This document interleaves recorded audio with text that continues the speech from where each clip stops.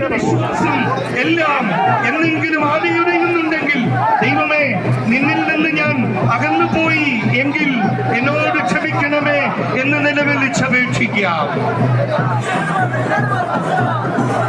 കടലിന്റെ കലി വർദ്ധിക്കുകയാണ്. കടൽ സംഹാര രൂപയായിരിക്കുന്നു. എന്തിനേയും തല്ലി തകർത്ത് അടിത്തട്ടിലെത്തിക്കുന്ന രൗദ്രഭാവത്തോടെ, ഭീകരഭാവത്തോടെ തിരമാലകൾ ആഞ്ഞടിക്കുന്ന നിമിഷങ്ങൾ, ശക്തമായ കാറ്റടിക്കുന്ന നിമിഷങ്ങൾ. വീശുന്നത് കൊടുങ്കാറ്റാണ്, ചുഴലിക്കൊടുങ്കാറ്റാണ്. കറുത്തിരുണ്ട വാനം, പേമാരിയും കൊടുങ്കാറ്റും പടുകൂറ്റൻ തിരമാലകളും ഒരുമിച്ചെത്തുന്ന ഭീകരമായ അവസ്ഥയിലേക്ക് കടൽ മാറിക്കൊണ്ടിരിക്കുന്നു.